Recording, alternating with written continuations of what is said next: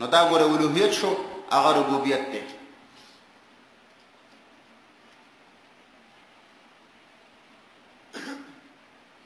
وسره به اثبات التوحید پرد شفاعت قهری، توحید به الله ثابتوي، رد به وکړي په شفاعت قهری باندې. دا به په آیت نمبر 255 کې آلته به دا خبره راشي: الله لا اله الا هو الحي القيوم لا دوي من ذا الذي يشفع عنده الا باذنه. دې جمله کې رد په شفاعت قهری باندې. څلورم دا چې توحید به ثابتوي پرد شرک فی العلم، شرک په تصرف. دا به په 202 نمبر آیت کې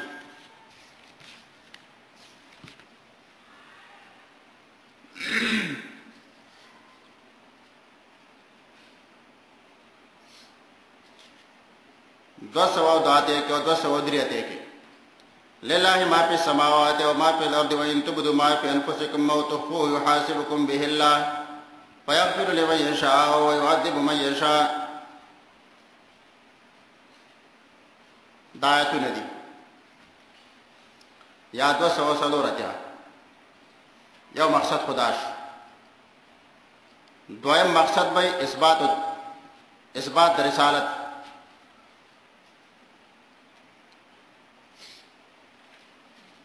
رسالت بم ذکر کیږي په دې کې څلور کارته. یو باندې کې ذکر شي په یو نوی نمبر آیات کې، یو نوی کې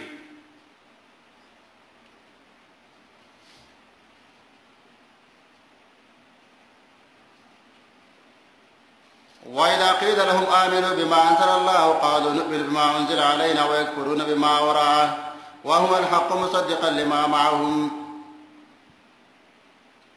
دا دویم به ذکر کیږي دا په یو نمبر آیات کې اثبات رسالت. ولما جاءهم رسول من عند الله مصدق لما معهم نبذ فريق من الذين اوتوا الكتاب كتاب الله وراء ظهورهم كأنهم لا يعلمون. یو نمبر آیات کے بعد اثبات رسالتی. وسره یو نمبر آیات کی مدا مسئلہ ذکر کی.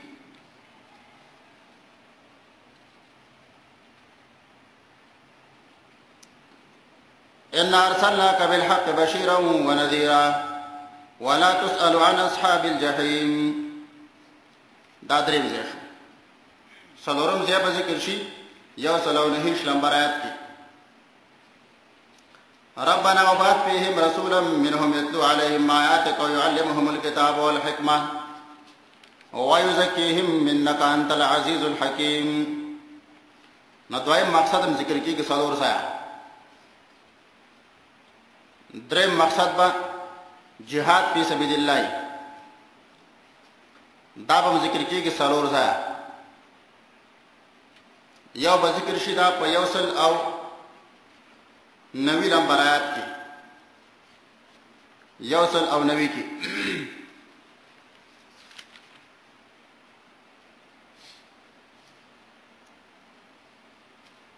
بلکې 109 شروع کوي وقاتلوا في سبيل الله الذين يقاتلونكم ولا تعتدوا إن الله لا يحب المعتدين.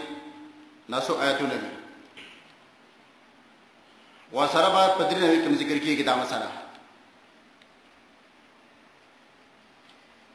درې نوي وقاتلوهم حتى لا تكون فتنة ويكون الدين لله فإن انتهوا فلا عدوان إلا على الظالمين.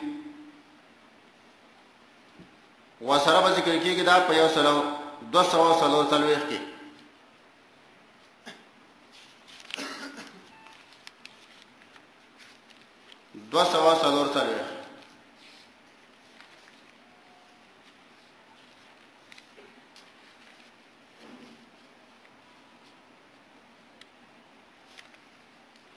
وقاتلوا في سبيل الله واعلموا أن الله سميع عليم. دویم په 251 کې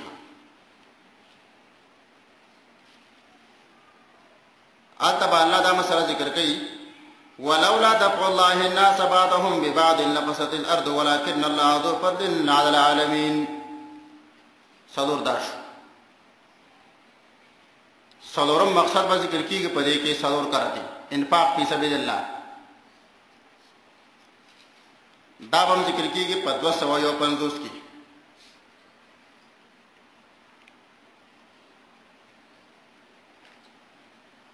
په 250 کې 250 يا أيها الذين آمنوا أنفقوا مما رزقناكم من قبل أن يأتي يوم لا بيع فيه ولا خلة ولا شفاعة والكافرون هم الظالمون. يودا دویم به ذکر کولی شي په 261 کې.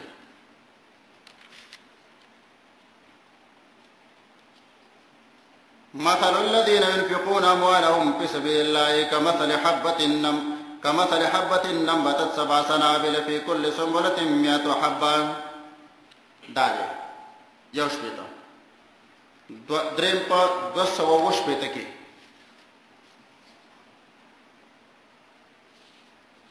يا أيها الذين آمنوا أنفقوا من طيبات ما كسبتم ومما أخرجنا لكم من الأرض ولا تيمموا الخبيث منه تنفقون. دایات سلورم بذکر کیږي په 200 کې.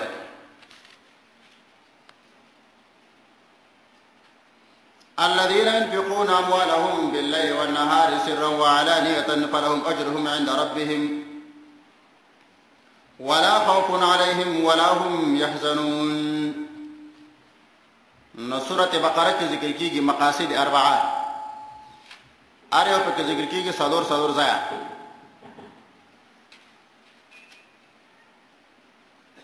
دا په سورۃ دعوا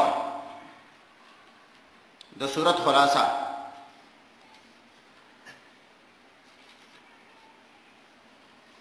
سورۃ بقرہ تقسیم ده 4 اقسام ته 4 حصو ده.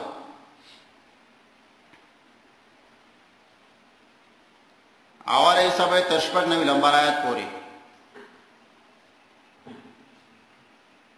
شپک نوی پوری.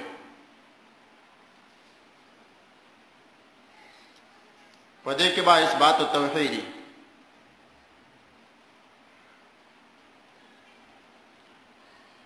دویمه برخه به تر 1 لمبر آیت پوری. پدې کې اثبات او رسالت ته. درېمه برخه به تر 253 پوری. دې کې به قتال فی سبیل الله. څلورمه به تر اخره پورې دې کې به انفاق فی سبیل الله. ډېر ویل کېږي خلاصه اجمالی. اوله کې اثبات التوحید، دویمه کې اثبات الرسالت، دریمه کې قتال فی سبیل الله، څلورمه کې انفاق فی سبیل الله. او داواله برخه خلاصه تفصیلی ده. پاوله برخه کې څلور بابونه دي. څلور. اول باب د 10 نمبر آیات پوری.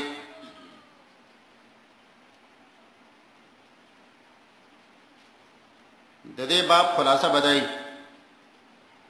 اول او دویم آیات کې با عظمت قرآن ذکر کیږي. اول او دویم کې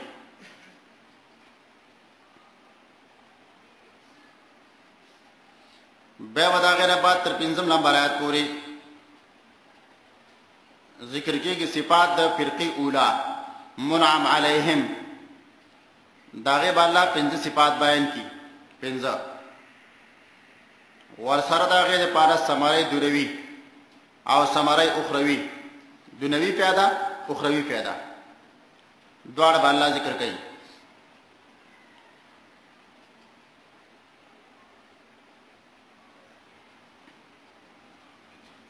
بے پشپغم نمبر آیات او قوم نمبر آیات کی صفات الکافرین.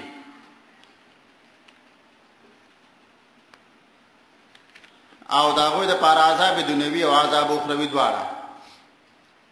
عذاب دنیوی دا دی چې ختم الله علی قلوبهم وعلى سمعهم وعلى ابصارهم غشاوه. عذاب اخروی دا چې ولهم عذاب عظیم.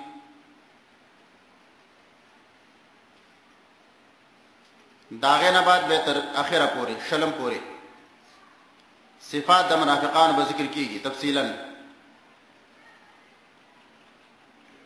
وسره به ذکر کیږي دوه مثالونه د منافقانو. یا ځینې علما وايي یو مثال د کافرانو دی، دویم مثال د منافقانو دی. نو دوه مثال.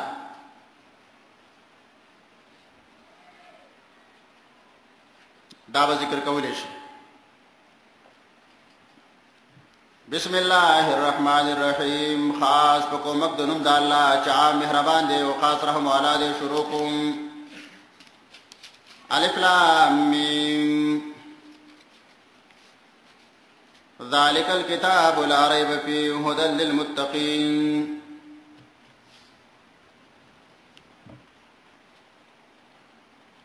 الف لام میم دا سورۃ بقرہ بارے کې حدیث کې راغلي دي. نبی علیہ السلام فرمایي تاسو په خپل کورونو کې سورۃ بقرہ لولئ او دا غي نه تاسو قبرونه ما جوړوي. شیطان تختیږي دا کور نه چې هغه کې سورۃ بقرہ لوستل کېږي. حدیث امام ترمذی راوړی دی. امام ترمذی سے وایي چې نبی علیہ السلام فرمایلی اقرأوا سورة البقرة فإن أخذها بركة وتركها حسرة. د سورة بقرة اغستل دا برکت دی، دا غي پر خودل دا تاوان دی. ولا يستطيعها البطلة او طاقت لري باطل پرس خلق.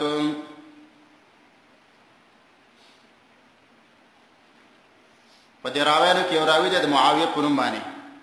هغه وایي چې ماته دا خبر راغلی دی چې بطله ویل کېږي سحره او ته ساحرانو ته. نو سورۃ بقرہ چې چا وویل هغې باندې کوډ اثر نه کوي. امام دارمی رحمه الله حدیث د ابو هريره صاحب راوړی موقوف. او چې ما من بیت یقرأ فيه سورۃ البقرہ نشته یو کور چې بده کې بقره لوستل کېږي الا خرج منه شیطان وله زرات، مگر شیطان داغه کور ته تختیږي وزیتی او आवाजونه کوي، باد خوش کوي او आवाजونه کوي.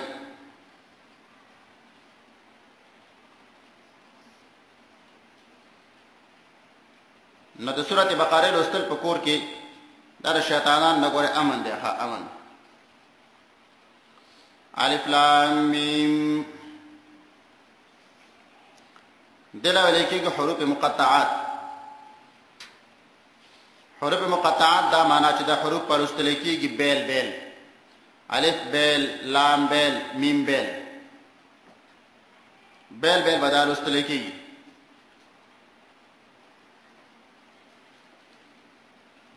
دا حروف مقطعات بارک خزین علماء وایي لکه سفیان ثوری صاحب.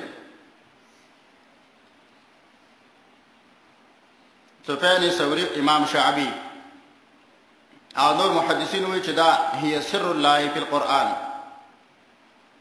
دا د الله تعالی راز دی په قرآن کې راز. وهي من المتشابهات الذي انفرد الله بعلمه. دا په هغه متشابهاتو کې داخل دي چې الله دا غي په علم باندې یوازې دی. دا علم چاته نه دی ورکړي.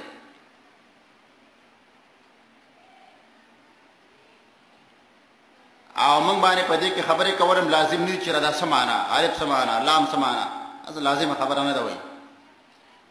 لكن نؤمن به ونمر كما جاءت. موږ په دې باندې ایمان درو او په دې باندې تیریږو چې څنګه راغلي دي. یا دا به جاری کولې چې څنګه چې راغلي، بس الف لام میم باندې به تیریږو.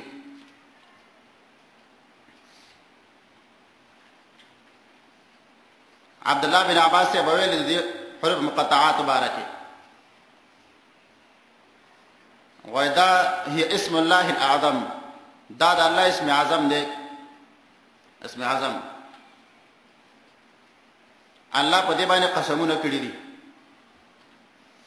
زید بن اسلم نه نقل دی او چې دا حروف مقطعات دا د سورتونو نمونه دي. هي اسماء السور. امام قتاده رحمه الله بویل دا چې دا د قران نمونه دي، لکه د قران نوم دی فرقان، د قران نوم دی ذکر، د قران نوم دی الف لام میم. دا نمونه دي وایي.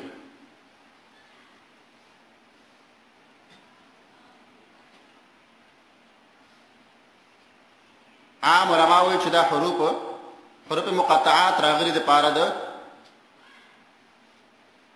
د تحدي د پاره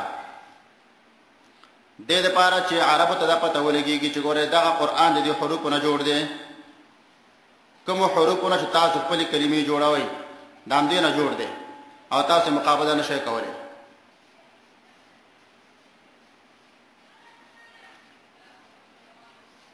او راجح دې باره کې دا چې په دا الله دا یو راز دی چې الله ته معلوم دی.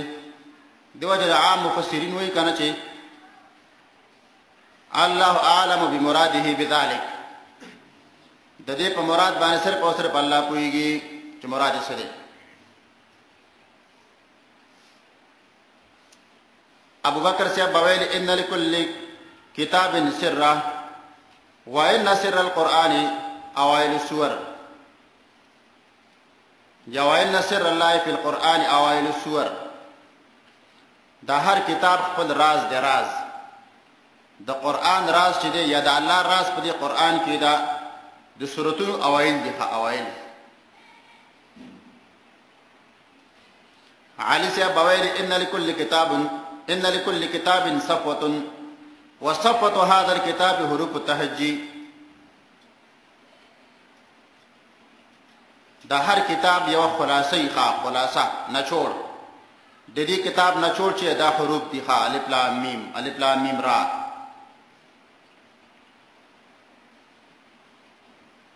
ذلك الكتاب لا ريب فيه.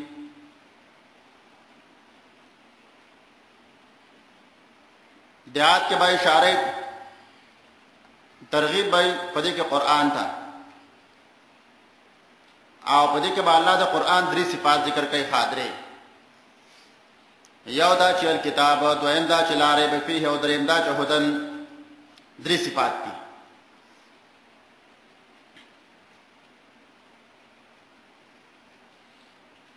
ابن عطیہ رحمه الله و امام قرطبی رحمه الله وایي ذالک دې کې په معنا د هاذا سره دی.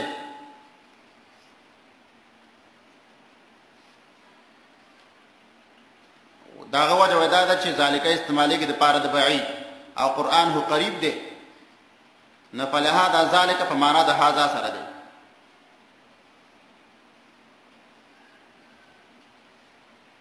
دویم قول د علماء دا دی په دې کې چې دا ذالک په خپل معنا باندې دی، یا خو په دې ذالک کې اشاره ده هغه قران ته کوم چې مخکې نازل شوی دی، یا اشاره ده په دې کې هغه قران ته کوم چې لیکل شوی دی په لوح محفوظ کې.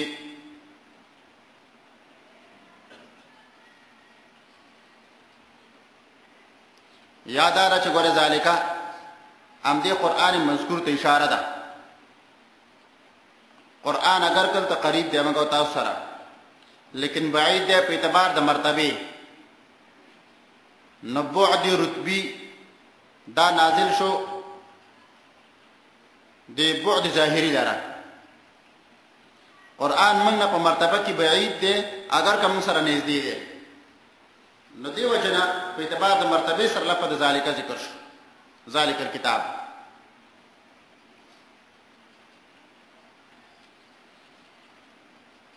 ذالک الکتاب دا کامل کتاب دی لا ریب فیه شک نشته دی پدې کې. هدن للمتقین هدایت د پاره تقوا والاو یا په داسې حال کې چې هدایت کوونکې د پاره د متقینو دی.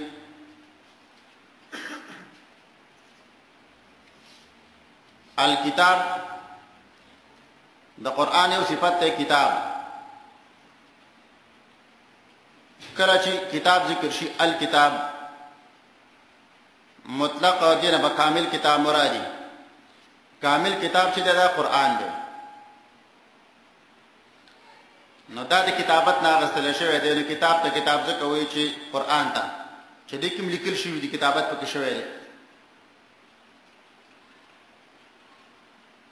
امام بغوی رحمه الله وی چې دا اغستل شوی دی د کتب الجن، کتب الجن لخر را یوځای کول.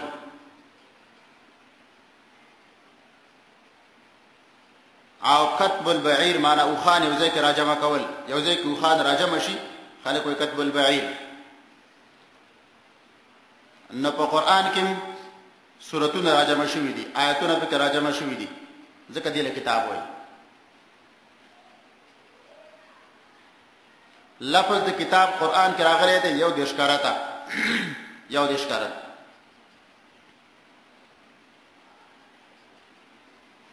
ام معناګانې د کتاب چې د قرآن کې کتاب په قرآن کې ذکر دی په ډېر معناګانو باندې.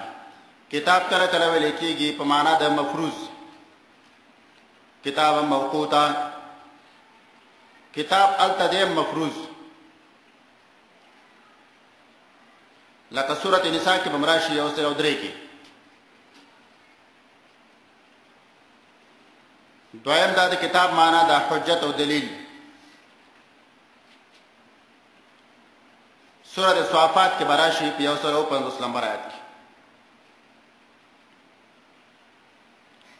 دریم دا کتاب کله کله ویل کېږي نیټه مقرره تا،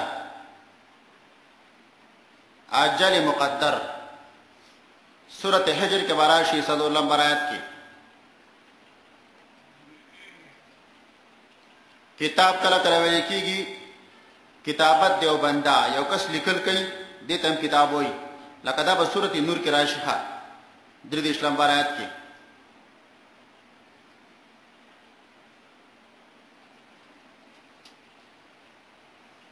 کتاب کله کله ویل کېږي لوح محفوظ تا، لکه سورۃ واقعہ کې براشي 58 نمبر آیت کې 58. کتاب کله کله ویل کېږي حکم شرعي تا، سورۃ احزاب کې براشي 1 نمبر آیت کې.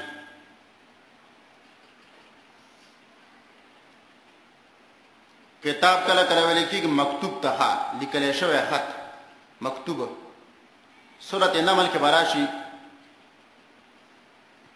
ان القی الی کتاب کریم، ما ته یو خط را خطا کړی شوی دی مکتوب. سورۃ نمل کې راځي په 9 نمبر آیت کې. کتاب کله کله ویل کېږي د زرانه عدت ته، عدت د ښځې. سورۃ بقره کې براشي دا په 235 نمبر آیت کې. کتاب کله کله ویل کېږي رزق ته، رزق مقرر. سورۃ اعراف کې راځي په 20 نمبر آیت کې.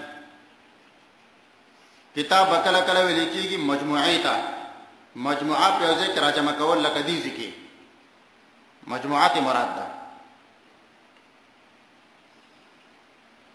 ذالک الکتاب لا ریب فیه، دا کامل کتاب دی، شک نشته دی په دې کې.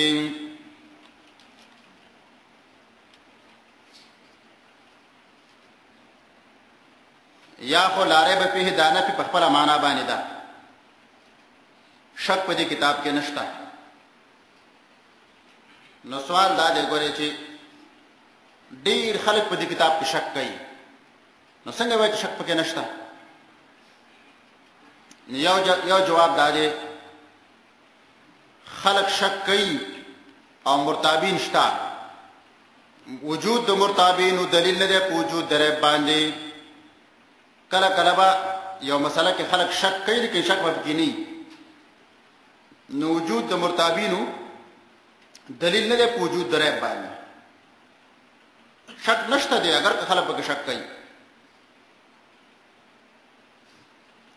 دیو جن گوره امام ابن جزیر رحمه الله و لا ریب فیه دا معنا شک نشته په دې خبره کې انه من عند الله، چې دا کتاب د الله د خوا نه دی.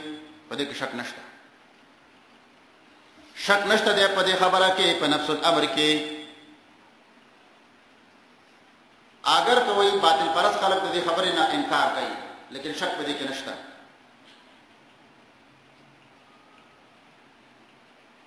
امام رازی رحمه الله وی ابن عطیه رحمه الله وی لا ریب کې نفي په معنا د نهي سره ده.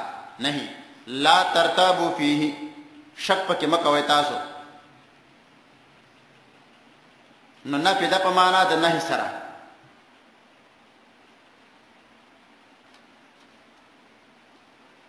هدى للمتقين لفظ درایب چې دی دا قرآن کې ذکر شوی دی 15 کرتا 15 کرت.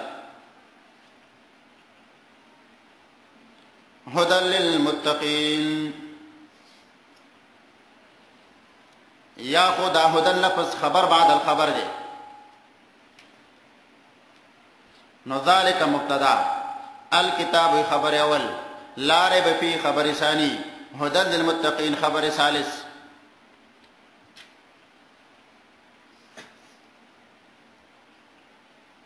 یاد آده چې دا امام بغوی سے ابوی چې دا هدن حال دی، حال نبی هدن په معنا د هادن سره دی، نه معنا بدای ښه.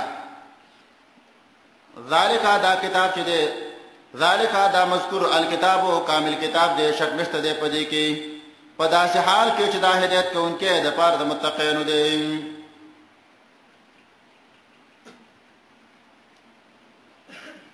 هر کله چې موږ تاسو مخکې ویلو د هدایت په معنا غاڼې دي. د هدایت یو معنا ده اراءة الطریق، لار خودل، بیان کول. که چرته په دې کې د هدایت دا معنا شي، نو به اصل کې عبارت شه ده په دې کې یو جانب حذف دی، ها یو جانب کې حذف دی. لکه الله قرآن کې وایي کنه چې سرابیل تقیکم الحر، جامې چې تاسو د ګرمۍ نه بچ کئ، والبرد یخنۍ نه بچ کئ. نو هر ذکر دی برد حذف دی مراد دی، نو په دې کې بدا معنی هدى للمتقین هدایت لپاره د متقین او کافرانو دواړو دی. قرآن بیان دی دواړو لپاره. نو که چېرته هدایت په معنا د بیان سره شي، نو به یو جانب ذکر دی، بل جانب چې دی حذف دی، له اکتفا ویل کېږي. یا هدایت ته په معنا د ایصال سره، هغه هدایت چې کوم مفید دی، که په دې معنا سره شي نو به قرآن هدایت لپاره د متقینو دی او کافرانو لپاره به نه دی، هغوی لپاره نه دی. ښه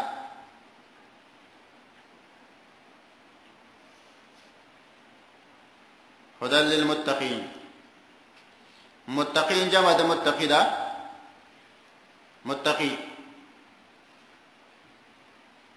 قرآن هدایت ته د پاره د متقینو. متقی له خاصم هدایت شوی دی، لیکن د هدایت خو ډیر مراتب دي. په یوه مرتبه کې د متقی روان دی، نو هغه ته هدایت کې بلې مرتبه ته رسي، به ول هدایت کې بلې مرتبه ته رسي، به ول هدایت کې بلې ته رسي. نو انسان د لاندې مرتبه نه بر ته رسي، بر ته رسي، مس جګیا.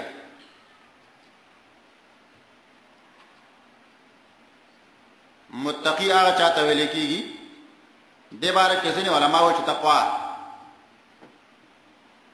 متقی هغه چاته ویل کېږي چې مَيَتَّقِ الشِّرْكَ وَالْكَبَائِرَ وَالْفَوَاحِشَ. دا تعریف وایي د عبد الله بن عباس صاحب دی. مَيَتَّقِ الشِّرْكَ والکبائر والفواحش.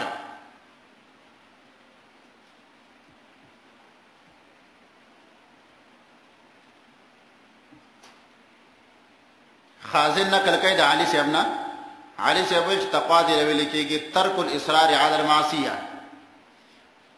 په ګناه باندې همیشواله پرې خودل،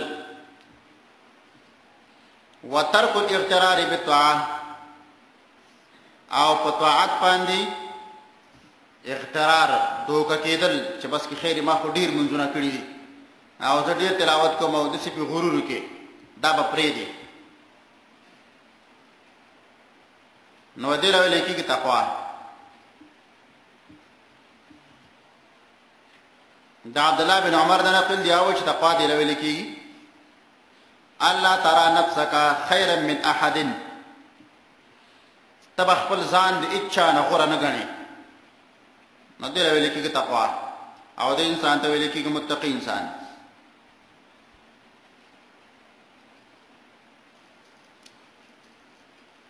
عمر فاروق سے ویلو کعب الاحبار ته ویلو چې حدثني عن التقوى، ما تر تقوا باره کې بیان وکړ. تقوا څه ته وایي؟ او راوي چې کله د ازغدار لارې منځ کې تلې، د ازغو منځ کې کله تلې، ویل او څنګه تلې؟ کله چې انسان په ازغو کې تیریږي نو د خپل جامې راغونډې کړي او په کلاره تیر شي، نو تقوا دې ویل کېږي.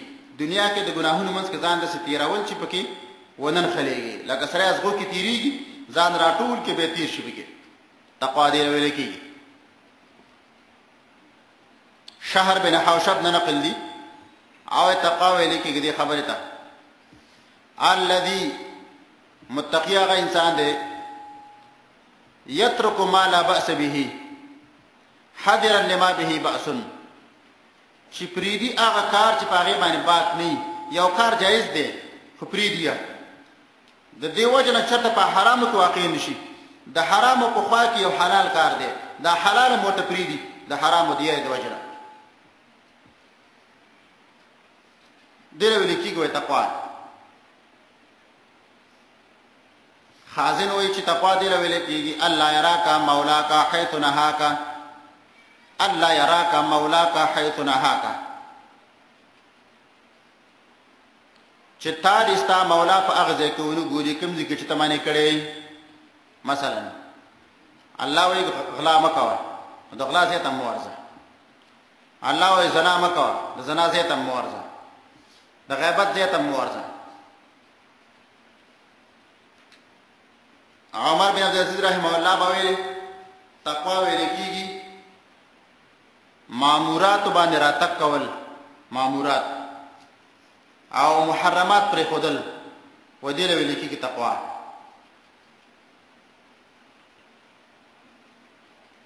تقوا دې له ویل کېږي. بایزید بستامی به ویل تقوا دې له ویل کېږي من اذا قال قال لله ومن اذا سکت سکت لله.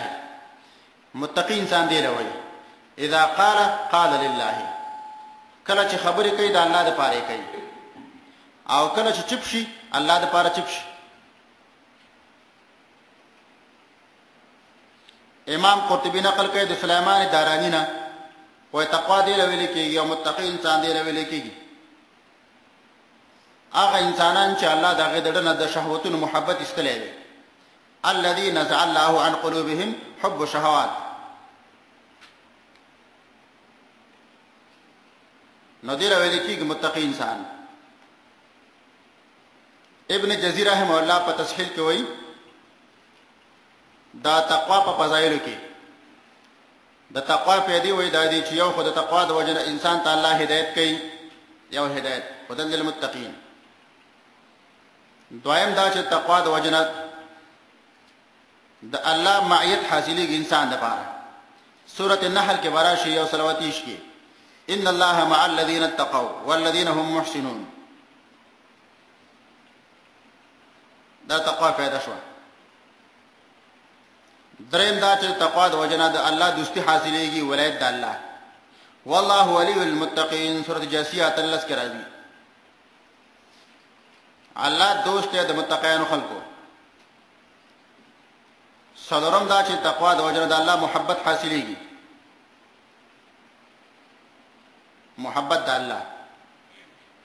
سورة برات کې براشي څلورم نمبر آیت کې ان الله يحب المتقين، الله محبت کوي د متقینو خلکو سره. پنځم دا تقوا د وجه نه الله انسان ته بخښنه کوي او لوی بدلی ورته ورکوي. ومن يتق الله يكفر عنه سيئاته ويعظم له اجرا. طلاق کې براشي پنځم نمبر آیت کې. شپږمه پیدا ده چې د تقوا د وجه نه الله انسان ته کارونه آسانوي، کارونه. ومن يتق الله يجعل له من امره يسرا.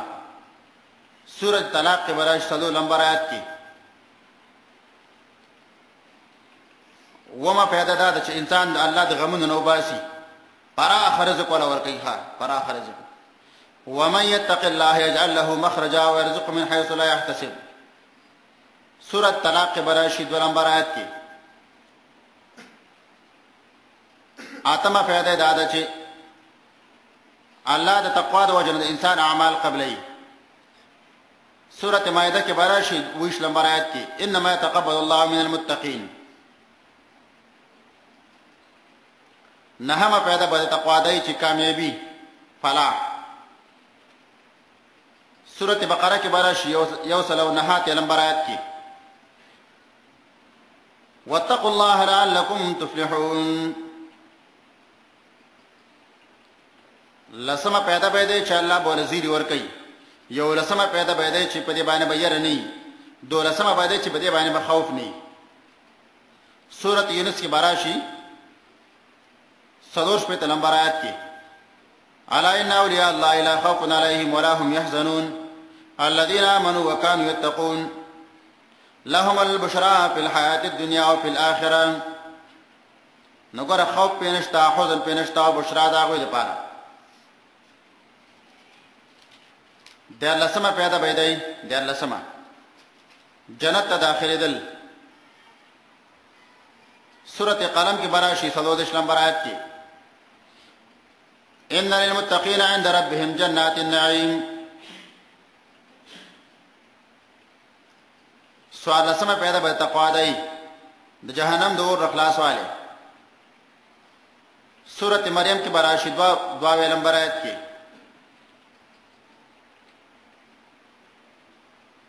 ثم ننجي الذين اتقوا ونذر الظالمين فيها جثيا.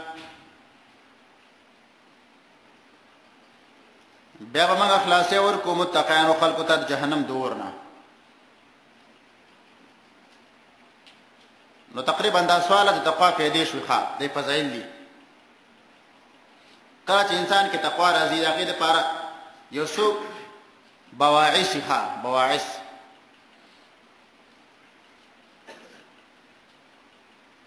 تقوا چې انسان کې پیدا کیږي یو دی وجنه چې انسان سره یری د آخرت د عذاب. دویم دا چې انسان سره یری د دنیا د عذاب.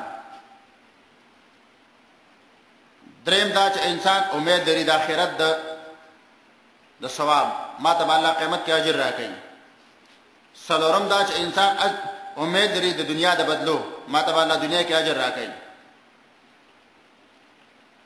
پنځم دا چې تقوا چې انسان کې راځي دی وجنه چې غیریږي د قیامت د حساب نه.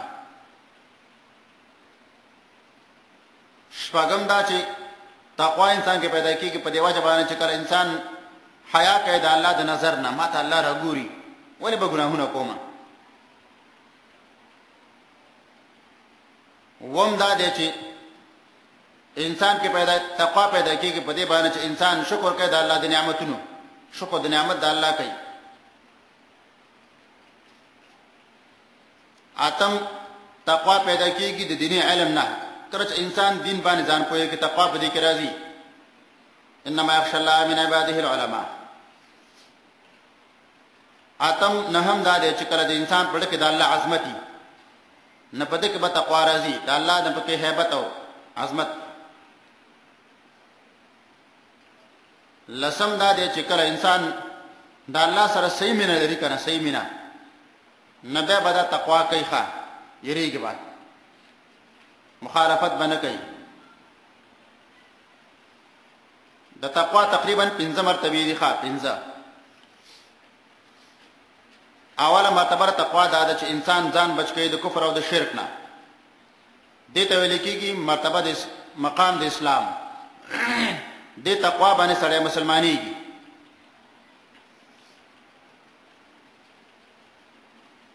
دویمه تقوا دا ده چې انسان ځان بچ کړي د ګناهونو نه د محرماتو نه. دې ته مقام د توبې ویل کېږي ښه توبه.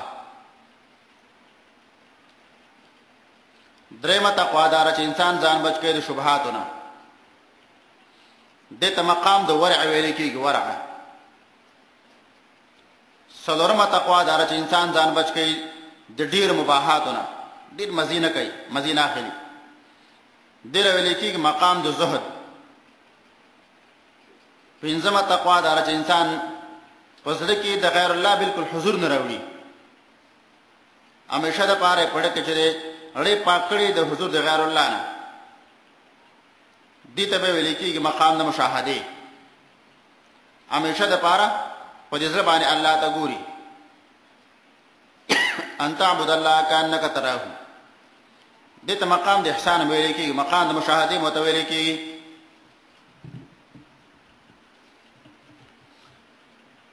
الذين يؤمنون بالغيب ويقيمون الصلاة ومما رزقناهم ينفقون.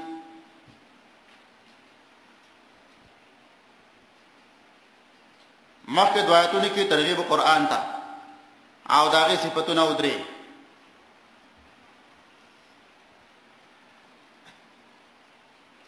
وسره اوس په دې کې الله ذکر کوي د قرآن والاو صفتونه 15. نو گویا دا آیاتونه به تفصیل د پاره د متقین دی. ښه دا هغې پاره تفصیل دی. الذين متقين كسان يؤمنون بالغيب چې ایمان لري په غیب باندې.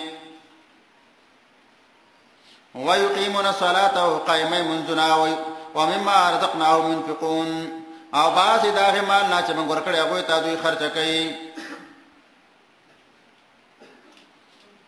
الذين يؤمنون بالغيب، یؤمنون ایمان یا د امن ناغستل شوی دی. امن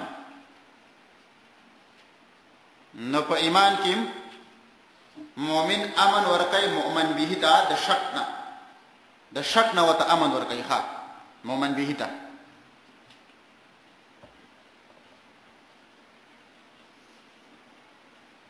یا ایمان ویل کېږي تصدیق او باور ته. تصدیق وما انت بمؤمن لنا ولو كنا صادقين. دا معنا لغوي د ایمان ده. په اصطلاح د متکلمینو کې ایمان ویل کېږي التصدیق بما جاء به النبي وعلم من الدين بالضروره. دا د ایمان تعریف دی. التصدیق بما جاء به النبي وعلم من الدين بضروره. لیکن تاسو په دې تعریف کې لږ فکر وکړئ. دا تعریف ناقص دی. ښه تعریف مشهور دی خو ناقص دی. وجه دا غدا ده چې دې کې صرف تصدیق راغلی او عند سلف ګور ایمان تصدیق نه یوازې تصدیق نه دی، تصدیق هم دی، اقرار هم دی، عمل هم دی. دا تعریف چې ناقص دی.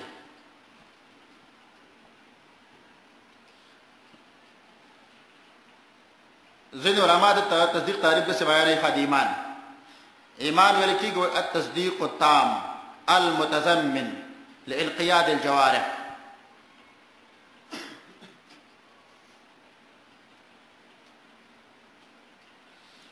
شریعت کی ښه تعریف دا دی. ښه الاعتقاد بالقلب والاقرار باللسان والعمل بالاركان.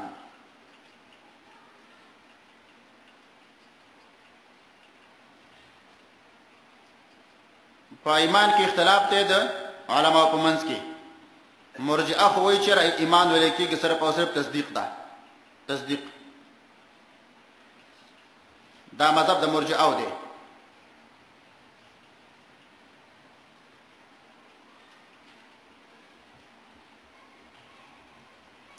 مرجئه وایي چې عمل او اقرار ولا ضرور نه دی.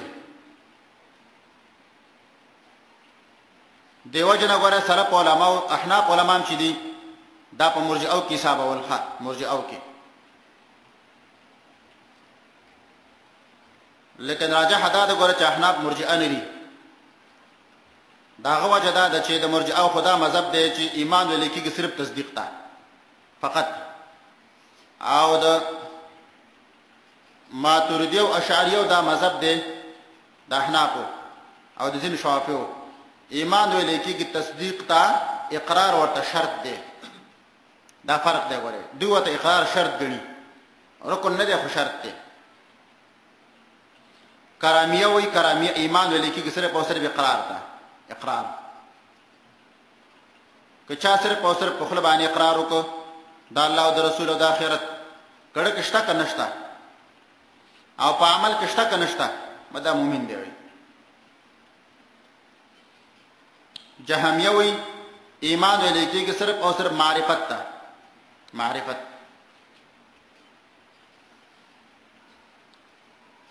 د ماتوریدیو او د اشعریو دا اصطلاح یاد کړئ. ښه اصطلاح یو دی ماتوریدیه. د ماتوریدیو مشر دی ابو منصور ماتوریدی. دا وډره د پاحنافو کې. دویمه ډله ده اشعریه. دا ډله وه په شوافیو کې اشعریه. د هغوی مشر ابو الحسن اشعري. ابو الحسن اشعري چې اصل کې دا معتزلي و. معتزلي مذهب د اعتزال پرې خو د هغې نه بعد بیا راغې تویلونه شروع کړل. ښه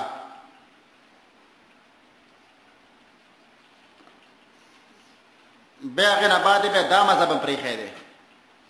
نو مذهب د اهل سنت بیا غوره کړی دی. یو کتاب یې ولیکو چې الابانه فی اصول الدیانه.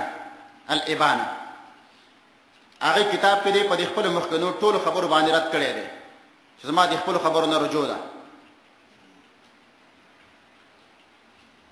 نو د دې چې کوم هغه مریدان پاتې شي په شوافیو کې هغه هم داسې وو پیر توبه وایستله او مریدانو نه ایستله. نو د هغې ډله چې کومه ده په شوافیو کې هغې ته ویلی کېږي اشعرین. دا په منصور ماتوریدي چې کومه ډله ده هغې ته ویلی کېږي ماتوریدیه. د دې دواړو بیا یو مشترک نوم دی. ښه مشترک هغې ته ویلی کېږي اشاعره. اشاعره د مشترک نوم دی. یو اشعریه دي یو اشاعره دي. اشاعره د دواړو مشترک نوم دی.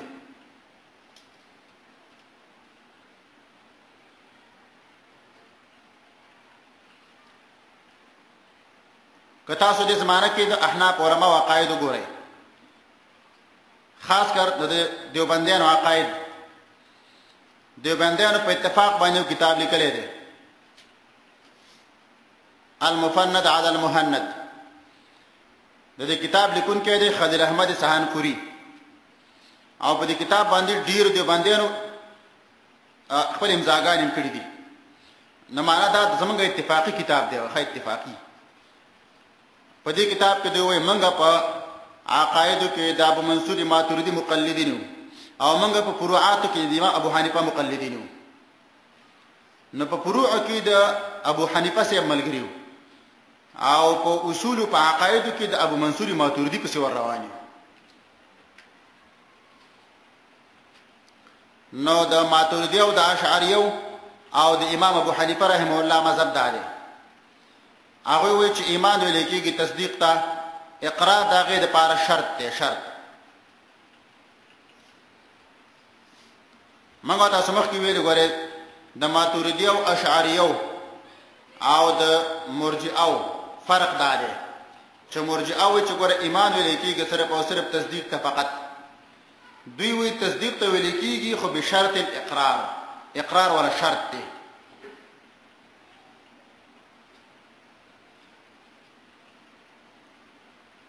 د اهل سنت والجماعت مذهب دا دی. د اهل سنت والجماعت او د سلف علماء مذهب دا دی. ایمان چې دی قول دی عمل دی او نیت دی. ایمان درې شیانو مرکب دی. ښه تصدیق په زړه، اقرار په ژبه او عمل په اندامونو. دې وجه نه ګورئ ماتوریدیه او اشعریه دا ګورئ په دې باب کې اهل سنت نه دي. د دیوبندیانو چې کوم عقاید دي ګوره د اهل سنت نه دي. ښه د اهل سنت والجماعت عقاید دا دي چې ایمان چې دی قول دی همدارنګه تصدیق دی او همدارنګه عمل دی.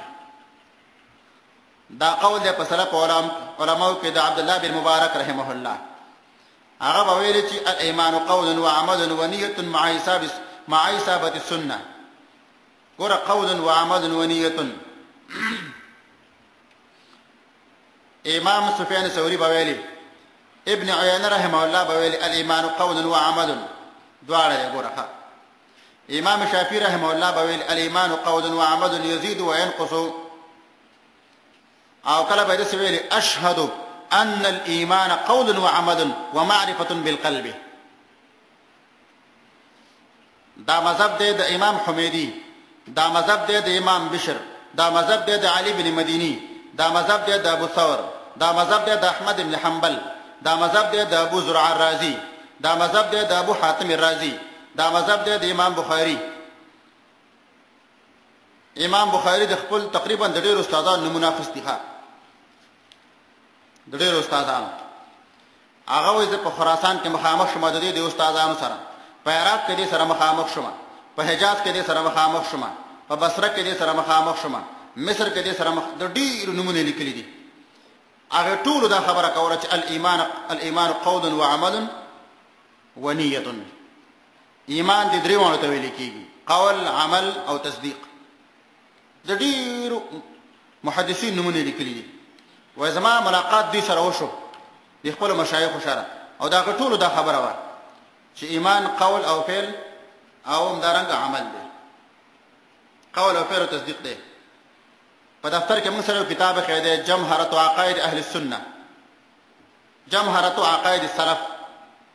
په دې کې د 50 سلفو عقاید دي ښه، د 50 لکه سفیان ثوري، لکه سفیان بن عیینه، لکه احمد بن حنبل، لکه امام شافعي، لکه امام مالک، لکه همدارنګه ډېر محدثین دي، لکه امام بخاري. د 50 سلفو عقاید دا دي، هغه ټول وایي ایمان قول او فعل او تصدیق ته ویل کېږي. نه په لحاظ د عقیده ساتل چې ایمان ویل کېږي صرف او صرف تصدیق بما جاء به النبي وعلم من الدين بضروره، دا ناقص تعریف دی ښه. د ایمان دغه تعریف صحیح نه دی. ایمان ویل کېږي درې وانو ته. الذين يؤمنون بالغيب، یا کسان دي متقین چې د ایمان لري په غیب باندې. بالغیب نه خو یا خود غیب نه مراد دی ما غاب عنک، ما غاب عنک. لکه امام قرطبی دا معنا کړي کل ما غاب عنک.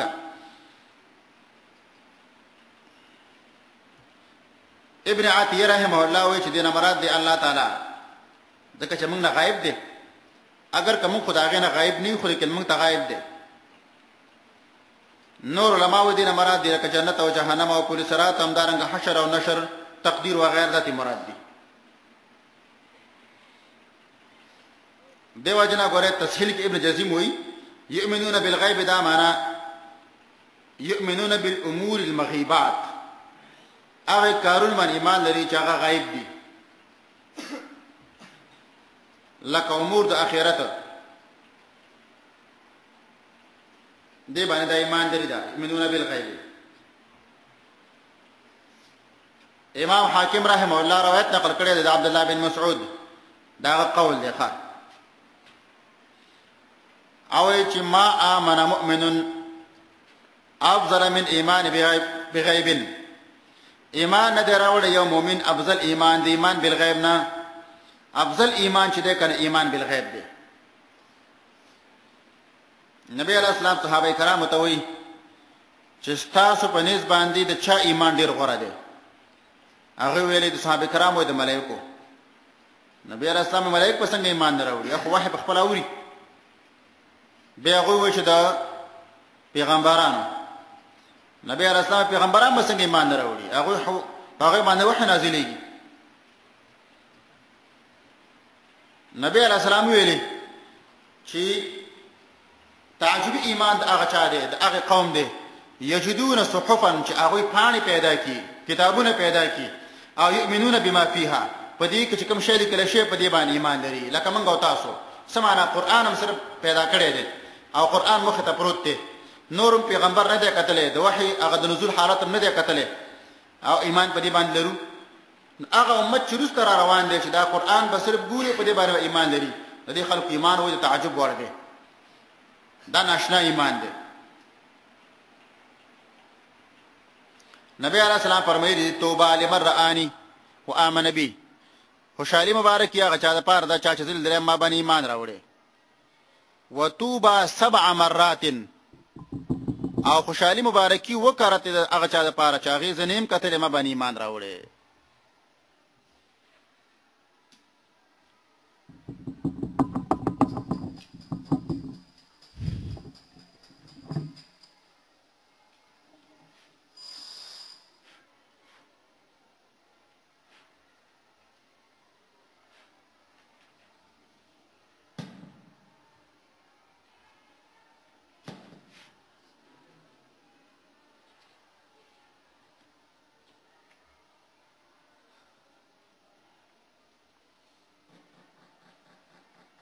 هغه شیانو چې هغه غیب دي،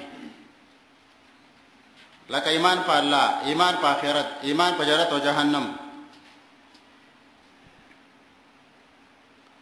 دویم دا چې یؤمنون بالغیب، ایمان لرل په حالت د غیبوالي کې.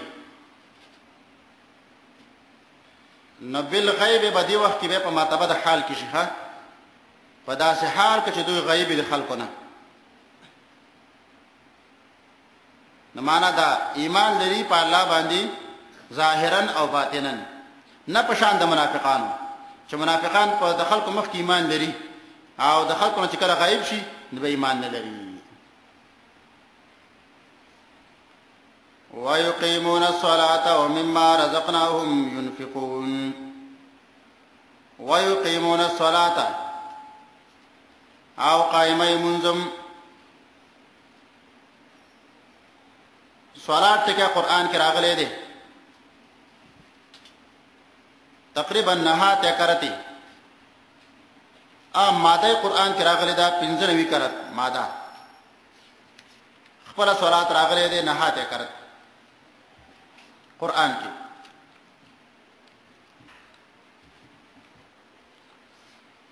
ويقيمون الصلاة قائمي منظم. ومما بعض دعاسنا رزقناهم چې موږ ورکړي دوی ته ينفقون خرچ کوي. يقيمون الصلاة ابن عتية رحمه الله وی د اقامت مراد د اظهار منځ راښکاره کوي، یعنی د خلکو مخ کې کوي او همیشه د پاره قائم او دائم ساتي. دیو جن ګور امام قرطبي رحمه الله وی اقامت نه مراد دی داغه دوام.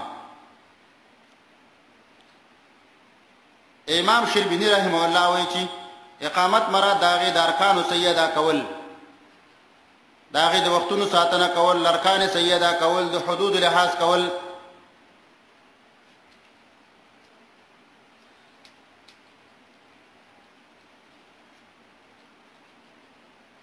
عمر فاروق سے بویل کنا من حفظها وحافظ عليها حفظ دینه. چا چې په دې مانځ باندې مې شواله کو داغه پابندي کوله، داغه لحاظ کو، د خپل دین وساته. ومن زيعها فهو لما سواها ازيع. چا چې مونږ ځای ک مونږ دا د نور د پاره خامخا ځای کوونکې دی، ډیر ځای کوونکې. ويقيمون الصلاة. صلات په لغت کې ویل کېږي دعا ته، دعا. دویم دا چې صلات په لغت کې ویل کېږي مغفرت تم.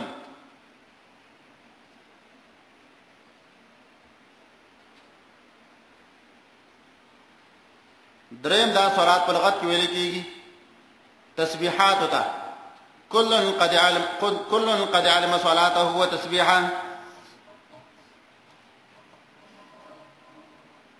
صدرون دا صلات په لغت کې ویل کېږي قرآن کې به ذکر شيخه. قرآن کې صلات ویل کېږي دین تمخا دین. سورۃ هود کې باراشي په واته نمبر آیت کې قرآن کې به صلات ذکر کېږي په معنا د دعوت باندې. سورۃ علق کې باراشي 10 نمبر آیت کې علق. صلات ویل کېږي ارکان مخصوصه او تم، لکه دې کې ته مراد دي ارکان مخصوصه، خاص کارونه.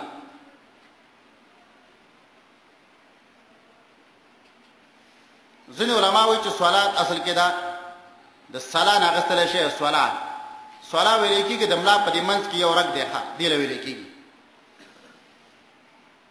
نو کله چې انسان ګوره مونږ کوي یا رکوع تخته شي پورته کېږي نو اخوځيږي کنه.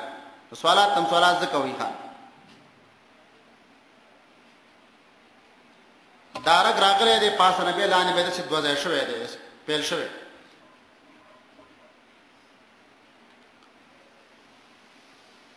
دیو جنسنی علماء وی کنه چې دا تحریک الصلاه نه غستل شوی کو ناټي خوځول نمانځه کې مسکون کې وای ځان خوځي کنه چې کله ځان له خوځي رکوع نه کیږي سجده نه کیږي ځان خوځي را خوځي.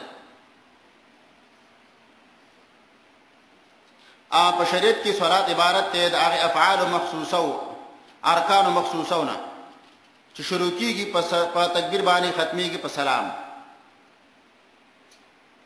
باندې ختميږي. ومما رزقناهم ينفقون او بعضی دا غسنا چې موږ ورکړي دی هغه ته خرچ کوي. رزق او چې کله په کسره درا باندې وایي رزق دا ویل کېږي برخه ته حظ او برخه. ومما رزقناهم بعضی دا غسنا چې موږ ورکړي دي دوی ته ينفقون خرچ کوي. ماده د رزق راغلی د قرآن کې 122 کرت 122. رزق په لغت کې ویل کېږي هر هغه شی چې هغه نه پیدا غستل کېږي. برابر خبره ده که حلال ده که حرام.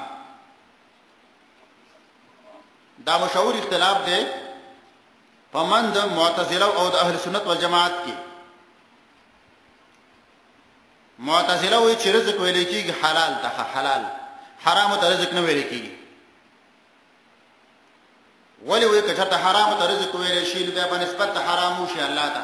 رزق خو الله ورکړي خلکو ته. مما رزقناهم نو بیا په نسبت حرام الله ته وشي نو په لحاظ حرام ته رزق نه ویل کېږي. اهل سنت والجماعت وی چې حرام ته ویل کېږي حلال ته. ولی که چرته حرام ته ونه ویل شي مثلا یو ماشوم د غلو په کور کې پیدا شوی یو سړی دی خل دی ټول فراقه د هغه د غلا نه د غلا کوي خوري او غلا د دې په کور کې ماشوم پیدا شو. دا ماشوم د دې غل په کور کې پیدا شو، د غل په کور کې غټ شو، د غل په کور کې مړم شو. تا نه پښتنه کوم دي د الله رزق خورلې کني دی خورلې کته وی چې رزق نه دی خورلې دا کې دی نشي. ځکه چې د هر انسان رزق په الله باندې دی. وما من دابة في الأرض إلا على الله رزقها. کته چې خورلې دي ته حرام خورلې دي دی خو د غل در اسمان خورلې. یو ماشوم دی د غل په کور کې لوي شوی دی او ټول خوراک د غل نه دی د کار نه دی د غلا نه. نو ګور دی ماشوم ګور ټول عمر حرام خورلې دي او دې مرزق ویل کېږي نه معلومي رزق حرام ته ویل کېږي. یو سړی دی مثلا هغه خپل غوا ساتلې دا چیرې ساتلې اس ساتلې دي اول نه چې دا اس بچي پیدا شو د دې په کور کې دا ولا حرام غیا ورچي تر اخیره پر چې ختم شو.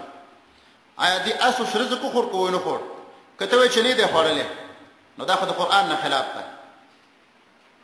کته وی چې خورلې دي نو ته خو دې حرام خورلې دي نو معلومیږي چې حرام ته رزق ویل کېږي. نو رزق حرام او حلال دواړو ته ویل کېږي. مما رزقناهم ينفقون دواړو باندې اطلاق کېدلی شي د رزق. د رزق چې د استعمال په قرآن کې په مختلفو معناګانو باندې راځي. رزق کله کله قرآن کې ویل کېږي نبوت ته، پیغمبري. سورۃ هود کې براشي 83 نمبر آیت کې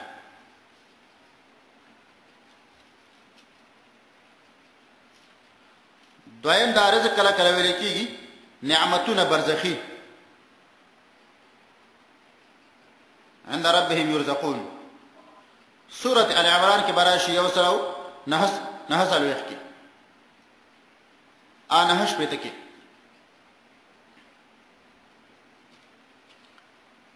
رزق کله کله ویل کېږي باران ته باران. سورة زاریات کې براشي دویش کې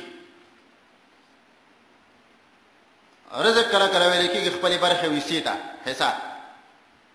سورۃ واقعہ کې براشي 2 نمبر آیت کې ومما رزقناهم ينفقون د نفق ناغستل شوی دی نفق.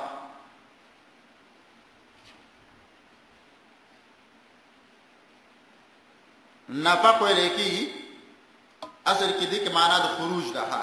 نو په انفاق کې د انسان د لاس نه مال وځي کنه وځي دی. په دې کې کوم انفاق مراد دی؟ نو ځینې علما وایي دینه مراد د انفاق دینه مراد د زکات مفروضه دا ته مراد دی.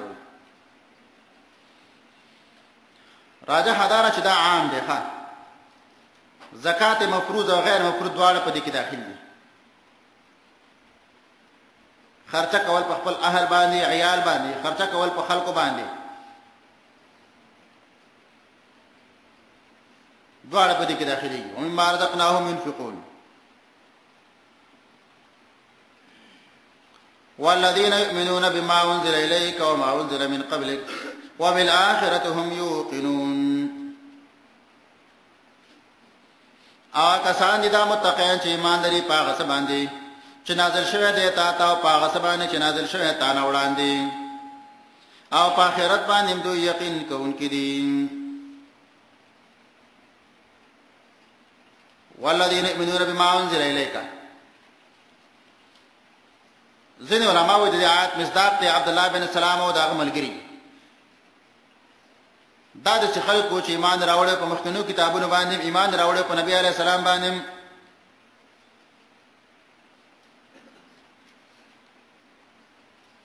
یا ځینې علماء هغه عرب ته مراد دي هغه عرب چې په مخکنو پیغمبرانو ایمان راوړل او په دې پیغمبر ایمان راوړل بما انزل اليك معنا قرآن او حديث وما انزل من قبلك او پاغه سبان ایمان لري چې نازل شوی دی تا نه وړاندې مخکنی کتابونه مخکنی صحیفه لیکن فرق پدې کې دا دی چې ایمان دی په قرآن باندې تفصیلا ایمان دی په مخکنو کتابونو باندې اجمالا پاغه باندې به اجمالی ایمان لري وبالآخرة هم يوقنون او په آخرت باندې دو یقین کوونکي دي زاد المسیر کې ابن جوزی رحمه الله وی خا ابن جوزی و یقین ویل کی هغه شتا چې ما حسرت به ثقته وثلج به الصدر هغه شتا ویل کیږي چې یقین په حاصل شي او سینه په یخ شي دی ویل کیږي اعتماد په پیدا شي او سینه په یخ شي دی ویل کیږي یقین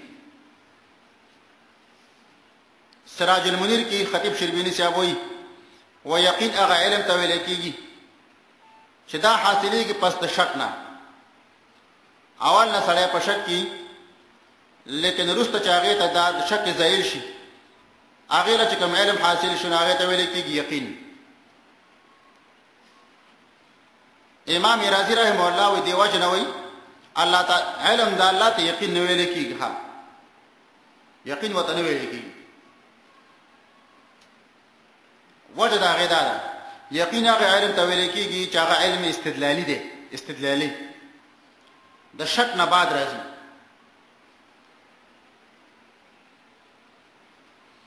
او علم د الله تعالی چې دغه علم استدلالي نه دی دویم دا غواړي چې یقین نه ویل کېږي هغه علم ته چې هغه علم د علوم ضروریونه هغه علوم چې هغه استدلال نه غواړي هغه ته یقین نه ویل کېږي ځکه چې موږ تاسو ویل یقین حاصلېږي بعد الاستدلال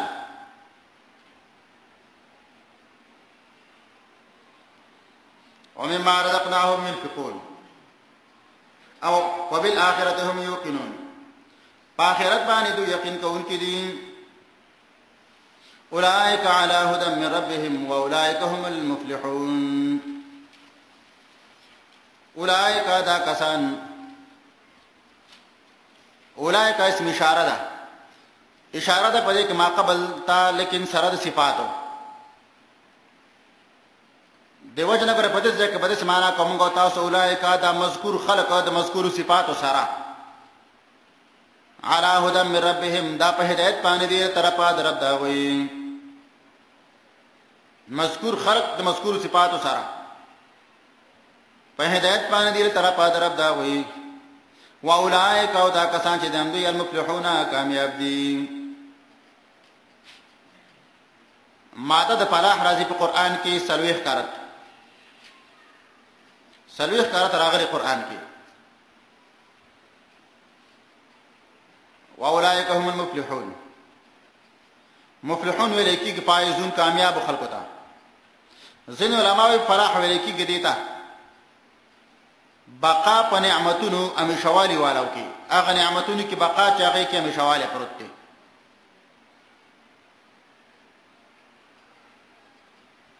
نصفی وایي چې مفلح هغه چاته ویل کیږي او فلاح ویل کیږي دي ته چې الظفر بالمطلوب والنجات من المرهوب. مطلوب باندې کامیابی، الظفر بالمطلوب والنجات من المرهوب. چې کوم شي نه تختی او تخته کې هغه نه خلاصې، چې کوم شي طلب کې نو هغه باندې کامیابیدل ډیر ویل کیږي فلاح. مدارک کوي چې فلاح ویل کیږي هغه کامیابی ته. الفوز بالمراد مع السلامه عن الفساد. کامیابی په مراد باندې چې وسره په مراد باندې کامیاب شي او مراد ول حاصل شي سره د سلامتیا نه د فساد نه دورانی نه چې فساد نه بچ دی ویل کیږي فلاح. واولئک دا خلق هم دوی چې المفلحون کامیاب دي. د آیات باندې ځینې خلک یو اعتراض کړي ښه سوال جواب کړي هغه دا چې وایي دي نه خو معلومیږي مذهب د معتزله و. څنګه اولئک مبتدا هم ضمیر حصر المفلحون خبر نو معنا دا شو چې دا خلک چې دي امدوی صرف کامیاب دي نو کچا کې دا مذکور کارونه نو دا خلک بنا کامی کنه ان جهنمین وي. نو معلومیږي دا وایي په ترک د اعمال باندې سړی کافر کیږي او دا خو د معتزله مذهب دی. معتزله وایي کنه چې چا ګناه کبیره وکړه ګناه وکړه کافر کیږي دی باندې ایمان نو کم از کم وځي کنه. دا خو د معتزله مذهب شو، دا خو د خوارج مذهب دی. خو زه مخبره دا سوال اصل کې پیدا شوی دی د کم فهمۍ نه. ها اعتراض بالکل وارد نه دی که سوچو کې تاسو څنګه مخکې آیات کې الله ګوره مسله د ایمان بالغیب ذکر کړی دا، د مانځي ذکر کړی دا، د زکات ذکر کړی دا. او چا چې ایمان نه خو کافر دی کنه. یو چا کې ایمان بالکل نشته ایمان بالغیب دا خو یقیني کافر دی. نو مخکې ګوره یوازې اعمال نه دي مخکې عقاید او اعمال دواړه دي. ایمان بالغیب، ایمان بالآخرت، ایمان بالکتب دا پکې ذکر شوی دي او بعض اعمال پکې دي لکه زکات او منځ. نو که پچا کې دا اعمال نو یقینا دا کافر دی. یو سړی ایمان بالغیب نه لري ایمان بالآخرت نه لري دا کافر دی. دا اعتراض بالکل واردېږي نه. ها اولئک علی هدى من ربهم دا کسان په هدایت باندې دي طرفه در رب دا وي. واولئک او دا کسان هم دوی چې د المفلحون کامیاب دي. سبحانك اللهم وبحمدك اشهد ان لا اله الا انت. نن به دومره یې ښه